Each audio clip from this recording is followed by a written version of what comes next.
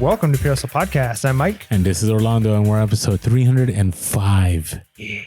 And this is going to be a little bit different because we always have these Q4 episodes. We just had one themed episode where it's about, how to prepare for Q4. But this one, we kind of want to bring out the crystal ball and, just share our thoughts on what we think this Q4 is going to look like. Yeah. And I'm going to be 100% honest. And this is really, really bad. Maybe like academics or journalism or whatever you want to call it. But I am 100% unprepared for this. I did not spend a lot of time going through these points and thinking through and actually finding evidence. And so I'm going to be pretty much shooting from the hip here. So if I'm wrong on any of this stuff or I'm trying to process it, just go with me here. But I think there are some things that we might be wrong on all of it. You might be wrong on all of it, but I'm sure it'll be good to have the discussion, a little bit unprepared about what could happen and what are some of the things that we see happening this Q4. That being said, we'd love to have you join in the conversation. So if you want to let us know in comments below, what are your thoughts on Q4? What is it going to be? How is the current way the economy is going to impact sales, whether it's retail arbitrage, whether it's eBay, and just maybe sales in general across the country. So let us know in the comments below. Here we go.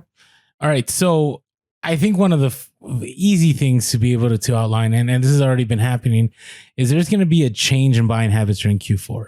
So we're kind of used to during Q4 to, buying those things. Let's say you sell on Amazon and you can 10X an item, right? You can sell an item, that you paid 30, you can maybe sell it for 300 or, 6X it, $50, you sell it for 300 or whatever it is.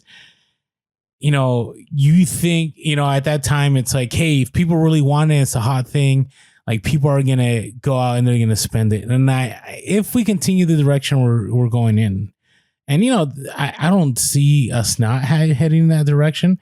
We are recording this earlier, so we really don't know if we're in an official recession, if we go by the established definition of what recessions have been.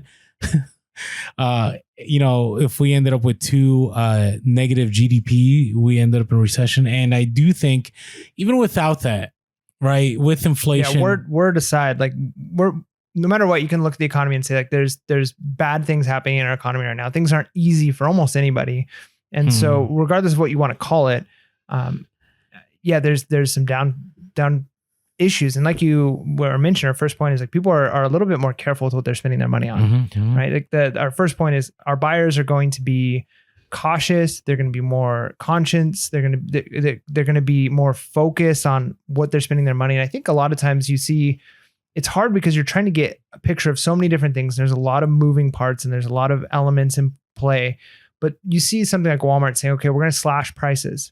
So it's easy to go, oh, if prices are going down, then that means inflation is going down. Things are getting better. However, one of the reasons that's happening in the same way, if you all of a sudden was doing a fire sale of all the items in your store, that could be a sign of panic that we need to get money. I need money. Money needs to come in one way or another. And people aren't spending money on those things. The reality is, as gas prices have gone up, as food prices have gone up, as insurance prices have gone up, pretty much across the board, almost every possible domain, your streaming service, things have got to get cut. And so people are like, well, I'm going to feed my family. I've got to buy gas to work. I need to buy a new pair of shoes. There are certain things that are have to.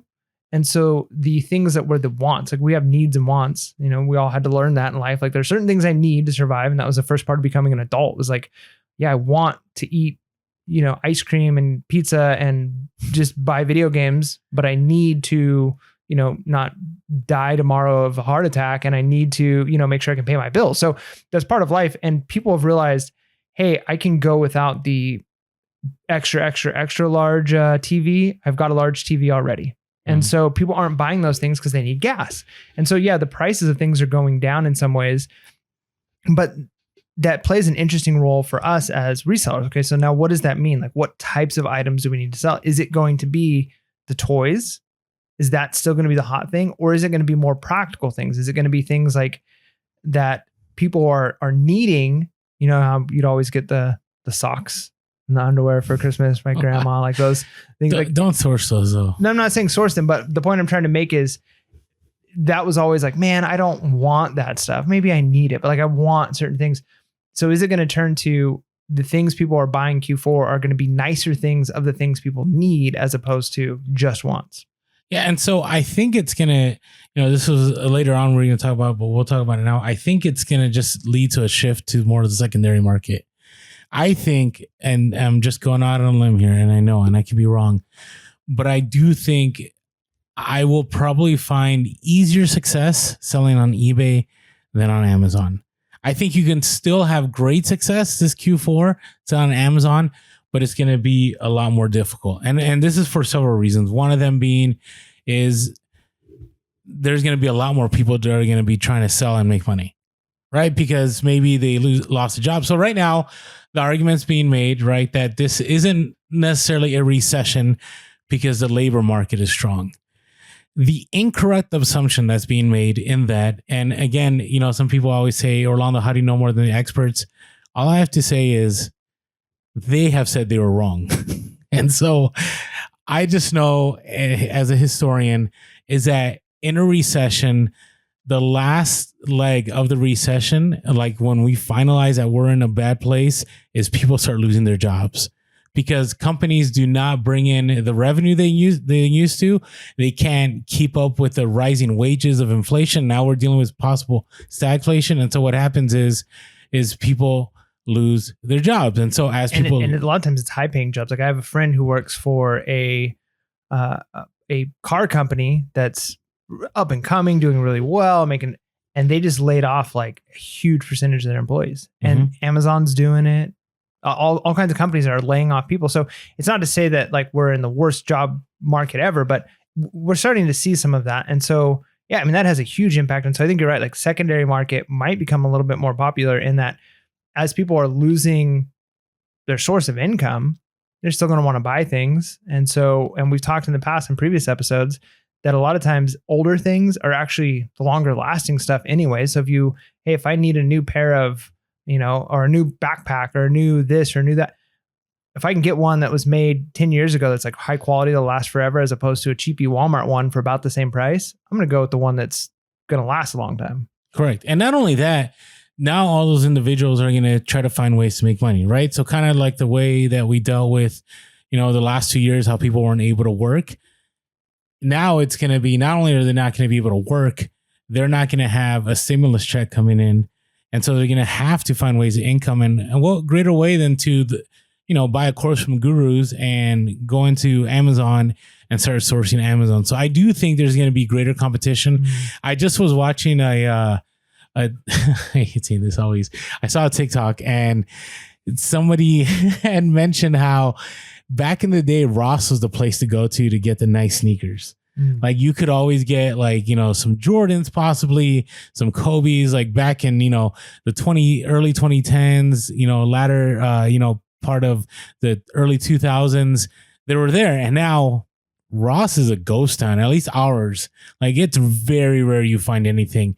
And this last Q4, when I was sourcing there was nothing. I know there are supply chain issues, but so much. I mean, it's so bare. It's so tough, that market. And so what I anticipate is it's retail arbitrage is just going to be incredibly difficult. I personally experienced it being really difficult this last Q4. It was one of the first Q4s where I really didn't turn any kind of a major profit. I think if I throw in the time I spent and the capital I spent, I probably lost money this Q4 if I balance it all out. And this isn't on our thing to discuss specifically like what's happening economically, but I do think it's the technological shifts. And I've talked about this before as well, but it used to be that if you wanted an item and it was kind of regional, like all of the Targets in my area have sold out of this item. So I need to go find it online. So I go onto Amazon to look for it. Well, they're selling for crazy money on Amazon, but it's the only way I'm going to get it. But now Target and Walmart and these places, Home Depot, have done a much better job of making their websites more user-friendly. Their shipping has been figured out. And so if it's something that's in stock in Kansas and I'm over here in California, I could still get that shipped to me for free or shipped to the store for free and go pick it up. So I don't have to worry about, is it just available in my region? So when you're competing against Target.com for the items, it's a little bit harder to do the retail arbitrage flip. Because a lot of times it's like, hey, my region has a ton of these. Nobody's buying this in my area. So I can buy them and flip them and I'm going to make money off of it. Well, now Target's just going to ship those to those regions that need them. And you're not going to be able to do that big flip. The only way that's going to work now is if we have those reseller driven shortages where the resellers go out and buy all the inventory and now there's none.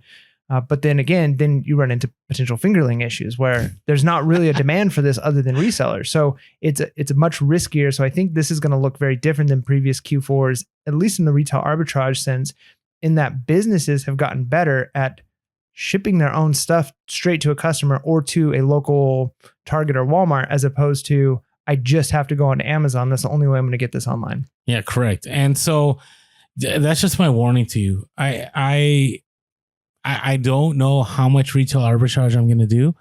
There's a part of me that, wants to go back to renting a van and doing all that, but I'm not 100% sold on that this year. I think we had this, period of time when it was really good and people were willing to spend their money. And now that there's no stimulus money, there's also, there's a tightening of the money supply and people have less money. They're more going to look to the secondary market, and that might be the place to go. And so that's how I'm preparing. I could be wrong.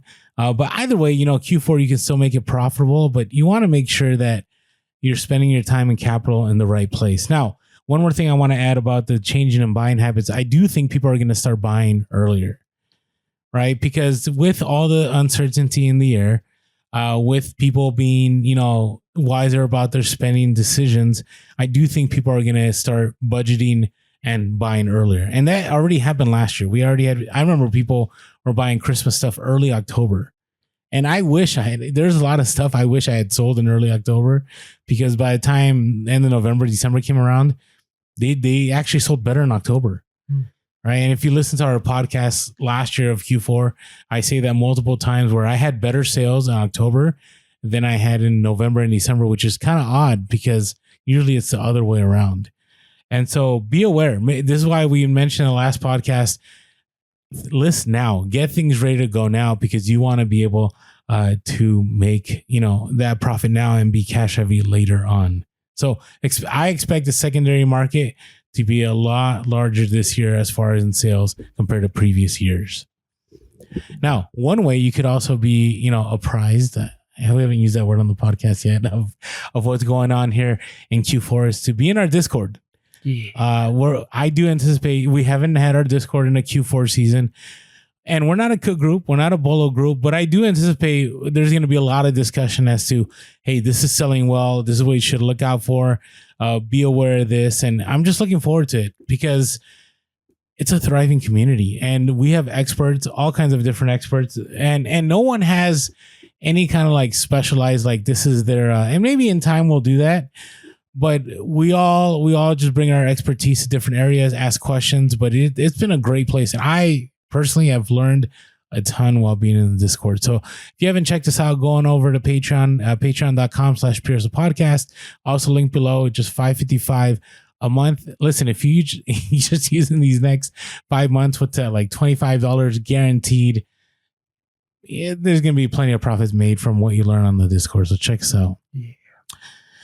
All right. I think there's going to be a lot of inventory competition.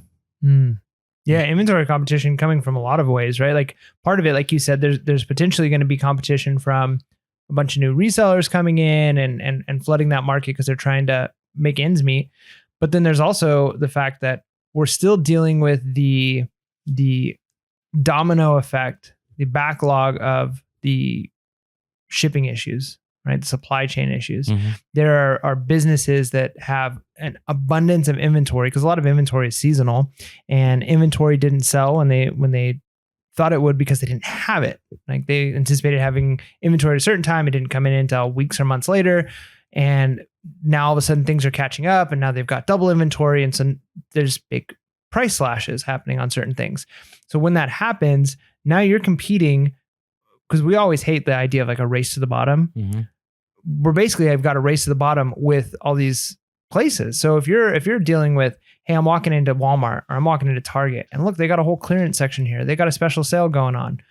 And it's tons of stuff is on clearance, and you think, wow, I'm going to buy this stuff and sell it online. Well, the reason it's on clearance is they don't have the demand for those items. And they need to get them gone. And so people across the country have access to these items at clearance prices, which means if you want to move that product, you're going to have to sell it at sub clearance prices in order to move it, because it's already a race to the bottom. It's like if you're on Amazon and you were on that Bellow and all of a sudden it's tanking because too many people are on the listing and it's dropping to the bottom, and you decide that's when you're going to go out and buy items and get them sent into Amazon. It's like, it's almost too late. Yeah. Like the race to the bottom has begun. So it's tough because you're going to be in this position where you walk into a store and you're seeing things at discount prices when you're like, man, this is crazy that it's discounted to this level. However, the reason it's there is the demand isn't there for those items, and they are having to lower the price to meet that demand. So you got to be careful and not sucked into. It's almost going to be like the sirens call. I feel like this Q4 when you're walking into stores, when you're seeing deals galore, to think that you're going to be able to buy at a deal and that other people across the nation aren't getting those same deals if they're moving at all. Yeah, I do think, these companies have talked about they want to move their inventory, right? And so right now things are backed up, but there's still more of a backup. And I don't know if you caught the news, but like the Oakland ports, there's strikes that are happening right now that are going to add more to supply chain issues. And so be aware. Yeah, there's going to be a gluttony of new inventory, and I think it's going to impact things. And so there's also going to be, like you had mentioned, the deeper discounts competing against resellers, right? And I think that's going to be a major issue in the sense that, I remember the good old days of Amazon where you could find a toy, like let's say a fingerling, and you bought it for, $8 and you can flip it for 40. I don't know how often that's going to happen anymore, because yeah, somebody may really want that, but if they walk into a brick and mortar store, because remember, we also are, technically we should be done with what we've been dealing with. And so more people are going to probably go out into stores again. And there's already discussion about that, people are shopping more at brick and mortar than they have in the last 2-3 years. And so if that's the case, and these stores are offering deeper discounts, their child may want something really bad, but if they're like, hey, I could buy a few of these for the same price of this, I think it's going to be tough. I just think it's going to be brutal. Now, here's the other thing. I do think this Q4, there's going to be more buyers at the thrift. And we talked about this a couple of weeks ago. Yeah, I don't know if you don't think so? I think the thrift boom, as it were, is being driven by a lot of things. There's the cultural aspect of, I want to make a difference for the environment. I want to be more sustainable. There is the cool factor of, hey, I can go buy vintage things. I don't want to be like everybody else and just buy the stuff that's in the mall. I want to have a shirt that none of my friends have. So I think that those things have driven people to thrift stores. I do think there's the element of a lot of people are hurting financially. And so there's going to be some people going to thrift stores for that reason. But I don't know if I see like the thrift store, I don't think people are going to thrift stores for their Q4 shopping. And when I think of Q4 shopping, a lot of times I'm thinking things like gifts. Mm-hmm. And so I doubt, mom and dad, there are going to be there. They're families that they're either being frugal and wise. And so they're not just buying new. I have nothing against that. And then there's families that are really, really hurting. And so, okay, if my kids want toys, I'm going to go to the thrift store to get them toys. So I do feel like that's going to be an aspect to it, a small extent, but I don't think most people are going to be saying, hey, times are hard. I've got this Christmas party I'm going to. I'm going to do my shopping for it at a thrift store. So I don't think we're going to see a huge increase in buyers from this Q4. So I don't know if I do think there's a lot of reasons why a lot of people are flooding into thrift stores. I don't know if Q4 is one of those reasons. I'm just going on the research that we did. We did a few, I don't know how long it's been, but we talked about reselling in a recession, and we looked at all those articles from 2008 and I think 2001 and a few other times where thrift stores just boomed. Like it became the place where people shopped, not only for themselves, but for gifts for one another. And I think that's going to be the case again. Right now, it's going to be even larger because now you have these thrift stores going online, right? So you may not even see this competition in the thrift store, but you will definitely see the effects as more people are going online to buy these items. So I do think I don't know. I just get the sense that there's going to be more competition at the thrift. So if that's going to be one of your sourcing components for Q4, I think you're going to have a difficult time. Yeah. And I didn't talk to Orlando about this, but we might have a future podcast coming up, because I know in some ways if you're listening to this, you're like, oh, doom and gloom. Like there's no hope in this whole episode. Like we are really talking about like a lot of the challenges coming this Q4. So maybe we'll have a future episode where we discuss like, okay, well, how do we combat that? If this does end up being the reality of how this Q4 looks different, how can we ensure that we walk away from this, maybe even making more money than we have in previous Q4s? Because whenever there is big changes, there's opportunity to get. I think we address some of that. I don't think it. Yeah, I mean, we have to an extent, but it might be a good idea to have like an entirely like a focused episode on that. So don't just think we're like, hey, things are bad. Don't I've said in Q4 there's plenty of opportunity to source, right? There's plenty of opportunity that if you can get stuff that people can't get at the thrift, you're going to make a lot of money. If you can gain that unfair advantage of sourcing right now in the summer and getting all those items and getting ready for Q4, you're going to be doing pretty well. So I think we addressed it. It just right now sounds kind of sad. So, okay. All right. Hey, before we move forward, there is something that does not make us sad. It's whenever we get that free delivery of American Bubble Boy. Yeah. And, I just ordered another roll and it came in 2 days and I needed it because I've had all kinds of randomness from lamps to vintage toys that I needed wrapped up. And it's a great deal. You can buy the recycled kind, which is cheaper, or you can just buy them brand new, but it's all free shipping 2 day, next day. There's also free local pickup. Make sure to check them out. And use our link below to help us out. That's again, AmericanBubbleBoy.com. Yeah.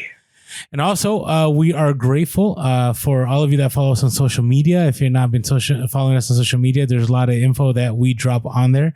So check us out on Instagram, Facebook, and TikTok. We're Pure Soul Podcast. On Twitter, we are Pure Soul Cast. You can always give us a call also, 619-738-1170, and leave a voicemail. It's not like Mike and I will pick up like, hey, how's it going? How's your day? Yeah, I think I almost picked up one time on accident. My wife almost picked up one time on accident. She's like, "Oh, someone's calling your phone." I'm like, "Oh, no, that's a.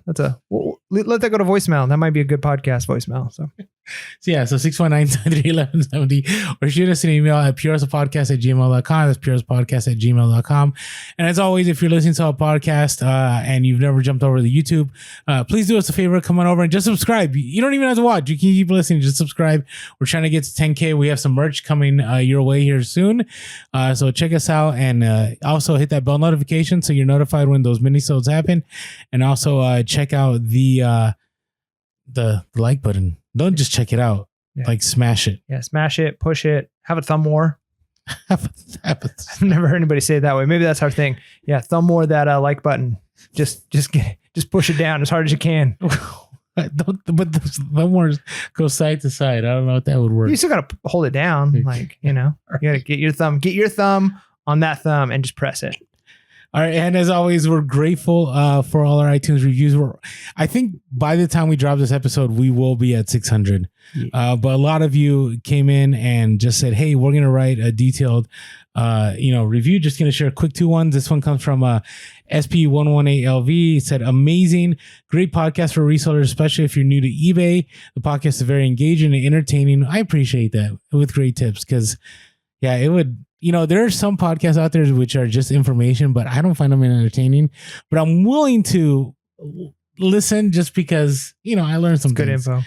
Right? So this comes from Grateful Partial, said 100% recommended to resellers at all levels. And then we have another one here. We got a few. So I think we'll be over 600 by the time we're doing this again. And just a short one said, thank you both. I've learned so much here. Thank you, C635.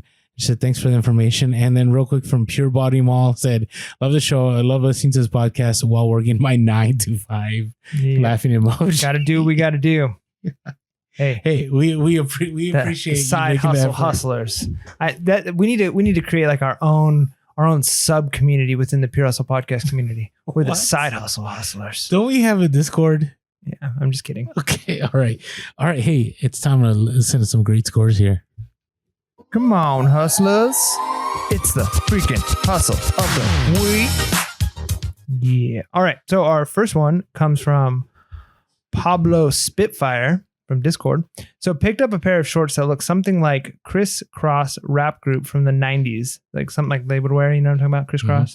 Like, yeah. Do you remember that? No. No, I don't know. Crisscross was a rap group. Okay. In the early 90s, those two kids, and they had the song go, jump, jump, crisscross will make you want to jump, jump. Oh, yeah. That's classic. Do you remember that? Yeah. And they had like the backwards clothing and they had another song like, warm it up, Chris. I'm about to warm it up, Chris. It was like the most wholesome. Like, I feel like we need to be playing a little bit in the background while I'm. Yeah, but then we'll get YouTube strike. We'll just. I think we have 6 seconds we could play. So there were a pair of cross color shorts picked up for $12.99 and sold them on eBay for $200 plus shipping. Holy smokes! Yeah, that's so fantastic. Those cross color, like they're no joke. Like if you can find that stuff, it's very, very hard to find. There's good money. It makes me want to jump. Go. All right. Should have had that queued up on the soundboard. Thank you, Pablo Spitfire. I gotta love the hustle of the weeks from on there. What a name too, by the way. All right. This comes from Clay, Tactical Arbitraging, and there's a little story here, so I'm gonna read a little bit what he shared for me. So Clay's job takes him all over through the state of Kentucky. Before he travels, he begins to research areas and see what thrift stores are. I love that. Like, if I was still doing like a normal job, I would do that all the time if I had to travel. I did that when I was a teacher and I'd go to like education conferences. I would still look at what thrifts there were. And so, that particular day, he was in a new area and saw that they had a store that shall not be named, also known as Goodwill. Being that it was a rural area, I thought, hey, maybe it'll be cheaper. So got to the store, checked the clothing, hats, and dresses. Checked the clothing, hats, and shoes. Found that there's, everything it wasn't that good. And then went to the small sporting goods table and saw a few baseball gloves. I heard Orlando and remembered me saying, don't pass on gloves, because I say that all the time. And checked them out, and the first couple were dry rotted. You got to check out for that dry rot. That's one thing I don't talk about a lot. But spotting a Rawlings glove and knew from playing baseball that Rawlings has some nice baseball gloves. Picked it up and saw that it was a Stan Musial, autographed glove. Not like a real autograph, but it's how they have series. Yeah, the signature. And yeah, that right away I would have been like, pick that up. So grabbed the glove, checked it out. All the gloves were $1.99. Like, I don't find gloves like that unless I go to a garage sale. Yep. Got home from work that night, spent some time researching, and knew that he struck gold. Was in excellent shape. Got it listed that night, and went high end, listed it for about $400 plus shipping, and with best offer. Got some offers around the $100 to $200 range. Then about a week later, buyer sent an offer of $295 plus ship. Accepted the offer, and so turned $1.99 to $295 plus ship. Nice. Clay, Tactical Arbitraging on IG. That's a great hustle of the week. Killer. All right. Our next one comes from at the Great Lakes Flipper. So decided. This was Carrie.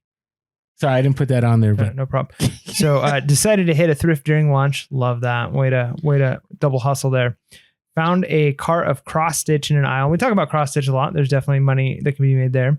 And these cross stitch were waiting to be stocked. So saw money signs everywhere. Listed one on eBay with no comps for pretty high. Paid $6.25 for Busilla. Busilla. Are you sure it's Busilla? You might be right. Let us know in the comments. Is it Busilla or Busilla? Isn't the double L like a I feel Spanish. Yeah. The A sound. Busilla. Busilla. We're just going to say a Christmas needlepoint stocking kit, Santa on a rooftop. Sold it within a couple of days for $224.88 with free shipping. Love it. 88 cents. I wonder what the... What's the... Some people do that. They do like 67 cents or 80 cents. I'm always the 99 cent guy. Yeah. I wonder... You could probably even... Great sell, by the way. I don't want to distract from that. That was 200. Man, that's insane. But I wonder if you could utilize pricing like that even to help you with like some of your store, like your organization. Like things with this end in this number or in like these totes. And that might work. That's doable. I think people also use that for like dates. Like it lets them know when they purchased it, Yeah. It's kind of like Costco when it has that 7 at the end. Yes. That means it's the last time it's going to be at a Costco. Yep. So that's a tip right there. So, all right. Thank you, by the way, all of you, Great Lakes Flipper, Tactical Arbitraging, and Pablo Spitfire. Make you want to jump from Discord. Jump. So, all right, what is your hustle of the week? All right, so this hustle of the week comes with a bit of an announcement. I think at this point it's probably okay to announce. We are recording a little bit early, but my wife and I are pregnant again. Woo, yay! Congrats. Number 3. That's right, number 3 on the way. Little baby Mike coming soon to a podcast near you.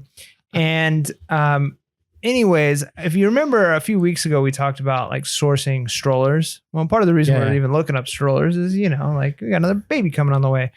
And so we picked up a Uppa baby, Uppa baby, Uppa baby. I say Uppa. I think some people say Uppa. Anyways, for like a killer deal. And we were kind of like, man, we could probably flip this. We have a stroller that could technically work, but this Uppa baby is much nicer. Yeah. So we took our stroller that we bought new, it was years ago, like with our first son, and we used it with our second son too, for maybe $200. So not super cheap.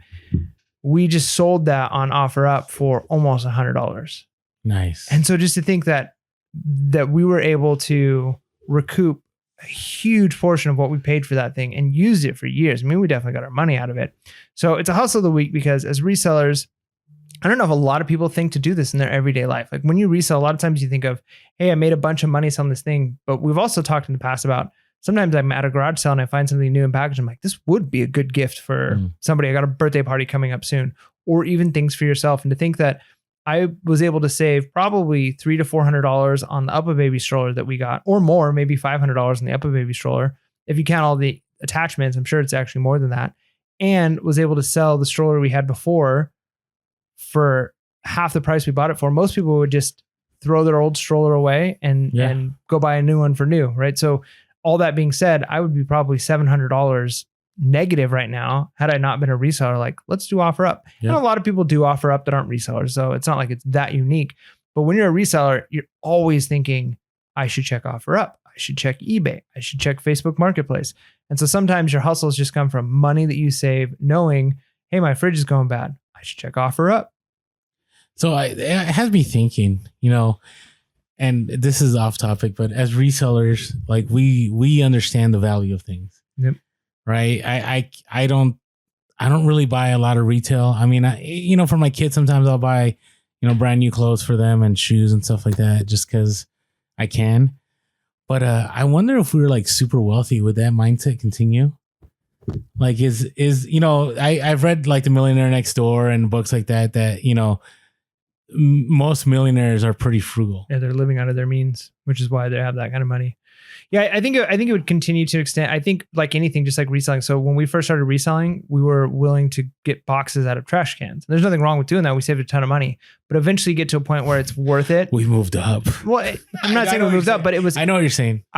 The time I would spend trying to find boxes was actually, I was losing if I'm selling enough stuff on eBay that I could just buy boxes. So there does come a point, I think, with wealth where you get to like, I can spend the time to find something to save $200, or to me, this hour of time I'd spend doing that is worth more than $200. So it really just comes down to time versus money. Like what's more valuable to you in the current state of life that you're in. Okay.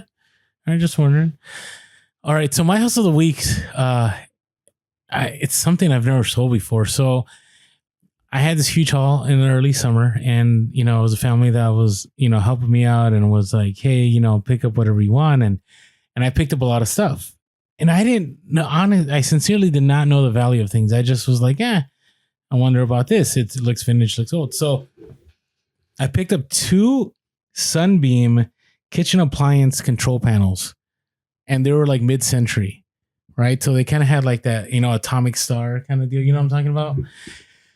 And I listed them high. So I saw a comp on eBay, and there was no sold comps, but there was a listed comp, and somebody was trying to sell theirs for, I think, like $85. But mine were brand new in box, never opened, never used. I mean, they were open, but not taken out of the box.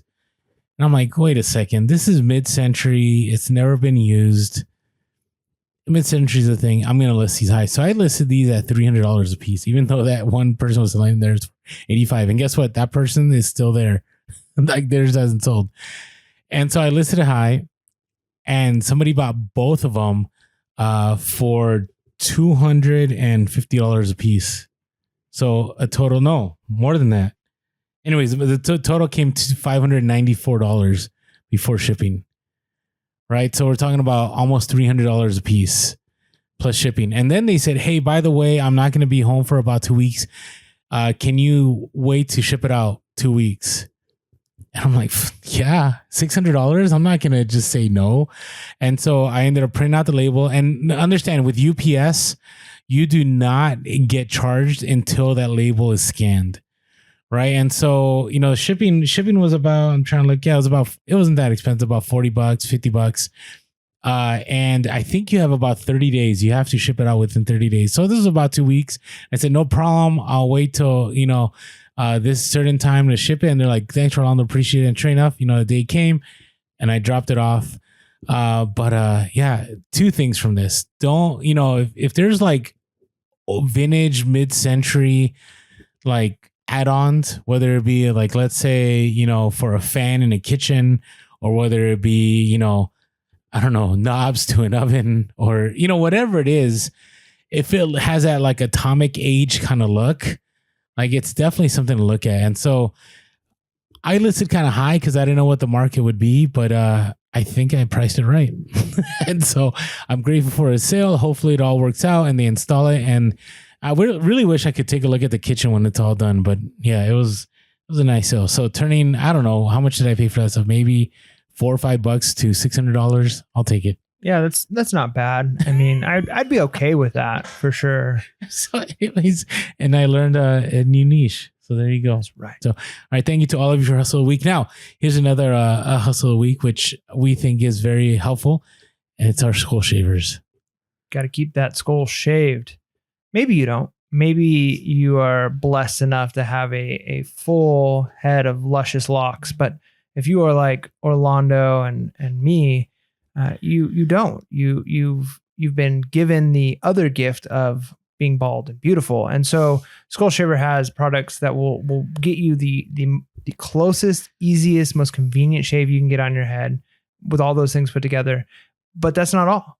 They have products for shaving your face. They have products for shaving pretty much anywhere you could possibly have hair, you can shave. And they've got products for men. They've got products for women. They've got aftershave balm. They've got shaving oils. They've anything you can think of. They're your hair removal experts. So go to Skull Shaver and use promo code HUSTLE. It lets them know we sent you, capital H, HUSTLE. And we get a little bit of a kickback. You get a discount as well. And let us know what you think. Yeah, there you have it. All right. So here's more crystal ball predictions. I do think, and this is an easy one, I think shipping is going to be worse. I think it's going to be the worst we've ever seen. Yeah, I think that's kind of the direction it's been going for years, though. Like shipping continues to get worse. Yeah, I think it's going to be for two reasons. I think one is USPS is going to continue to raise their prices. I mean, we already had the whole thing where people were worried about the discounts going away, but they're not going away, at least for now. But I think the other one is there's going to be a decline in workers. Right now, the UPS is having an issue of keeping workers. Amazon's laid off a bunch of people. I just think as a result of that, and a lot of these individuals are being overworked. I mean, we have a lot of you that work for the post office, and you'll message us and tell us how the post office just, works you hours and hours and hours and hours and hours.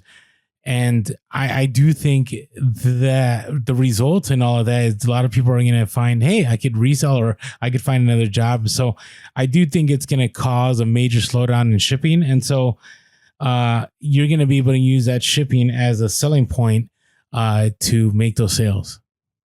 Yeah. Right. Yeah. I mean, the fact that you can get, especially if you've got stuff ready to go, you can set your shipping to be fast because people expect fast. Now, if people are buying things used on eBay, there's a little bit more grace and understanding of, hey, I'm not getting Prime. I'm not getting this guaranteed free shipping in 2 days. However, that can be an area where you can be really competitive in having faster or cheaper shipping than your competition.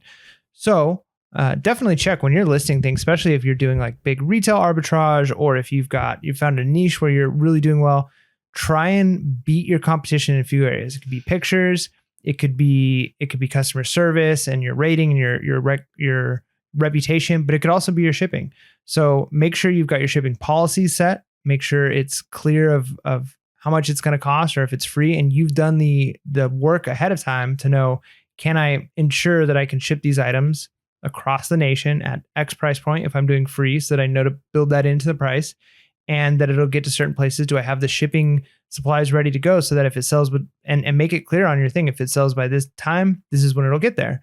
What's your shipping? Is it same day? Is it next day? If you're same day and your competition is next day, you win. So you can definitely be competitive if you're dealing with a shipping issue. Now, you might be next day shipping, fastest shipping, and it still takes longer to get to them because the USPS or shipping issues or other things, but you're still in the clear. You made the sell and you'll probably be good. That being said, it could cause some upset customers, but you'll be covered on eBay as far as that goes. Now, I do think a lot more shipping is going to go through UPS and FedEx. As long as, UPS has a great discount. I find that I ship a lot more UPS than I used to. Yeah, especially the bigger stuff. Yeah, especially the bigger stuff. So I anticipate they're going to be more reliable than the post office. Think about it right now. If you look at first class mail, it's like 5 days now. Well, one thing that could be said, I haven't done a lot of research into this, but somebody that listens to our show that is a USPS worker said that the USPS made deals with, I think, UPS or Amazon or somebody. They made deals with, if once they get to a certain point, that UPS can basically hand their packages off to the USPS to do the delivery, and USPS gets a cut of it. But it's like a contract where they have to do it if it gets to a certain point. So that sounds great until it's basically shooting the USPS in their own foot when they are already overloaded. And if UPS is like, hey, we can't hire enough people to cover all these extra shipments coming through, that's okay. We have this contract set up with USPS. We'll just hand it over to them. So that could still run into issues. Again, I don't know. Maybe that contract is ended. I don't know enough about it, but I've definitely heard that that's a thing. So it may or may not actually be beneficial, because I think the USPS has going for it the fact that it's a government agency. It's a little bit easier for them to keep employees and hire new and deal with things, as opposed to something like UPS. If we're dealing with increased prices of wages and people not wanting to work or inflation, all these, it gets really challenging for private companies to be successful during those downturn economies. Mm-hmm. So I don't know. I don't know if UPS will be, I would hope UPS would continue to be better than USPS through that time. But if we are dealing with a recession or a really downturn economy, UPS might be facing its own problems that cause shipping to be even worse. Maybe. I don't know. I find that UPS always steps up to the plate. But if their prices are going up just like ours are, because right, like if gas prices are still high, or if prices are still high, their prices go up, they're going to have to raise their prices, which then puts us in the same position of, well, if the prices are going up and shipments are going, then we have the same complaint that we have with USPS. Fair. I think you might be right. I hope I'm not right, but it's possible. Either way, shipping is going to be a mess. So make sure to be ready. Make sure to be aware of those things and ship right away. One of the ways to avoid any complaints or issues is, you might have, 1 day handling, but if you can ship it the same day, ship it the same day. And if you make the promise that you're going to ship it priority.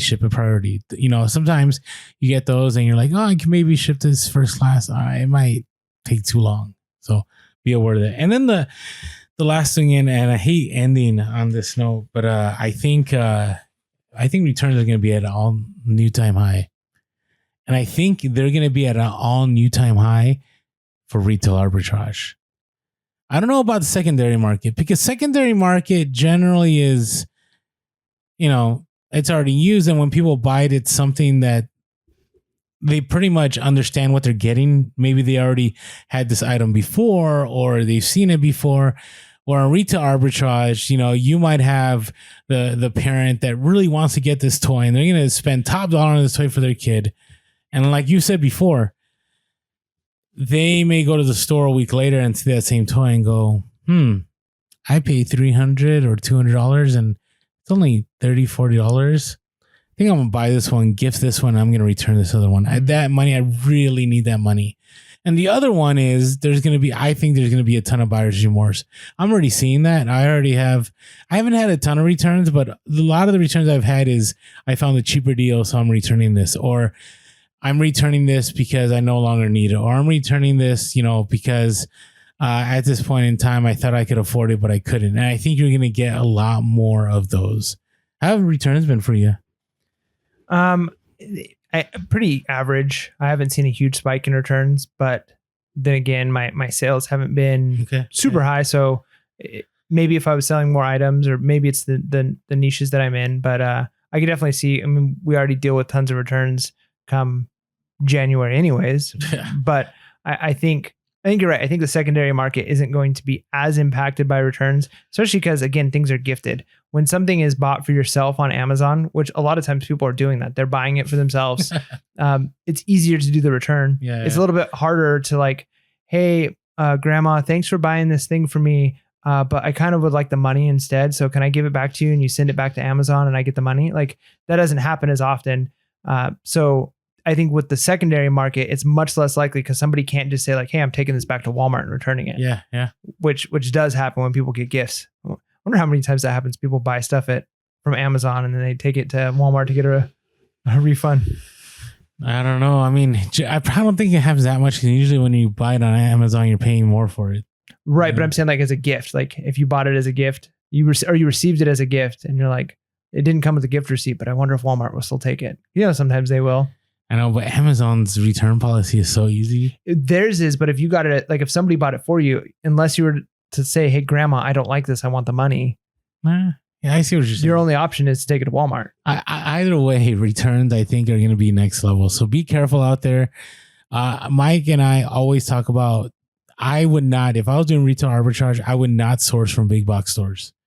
I just wouldn't, because those places would get restocked. But if you go to the other off-price stores, most of the time when those items are gone, they're gone. I think usually they don't get restocked. So you're saying shop the rack stores? Yeah, just like the Rosses and so on, because once those items are gone, they're gone. I mean, there's been rare occasions where they had a major restock and you're like, whoops, okay. And then you brace yourself and then you get a few returns. But most people already, they opened it, they're happy with their items. But remember, we're in a downturn economy. And so now it's like, really need that money for that gas that's costing me, $6-7 a gallon or whatever it is, or maybe prices will be super low. Maybe everything will change and things will be wonderful in a few months. Who knows? So we'll see. Well, whatever it is, we're here for you. We want to encourage you. Reselling is still the way to go. We just got to find ways to strategically maneuver around what's happening and still keep ourselves profitable. With that being said, make sure to be real, be relevant, and be reselling. Late. Peace.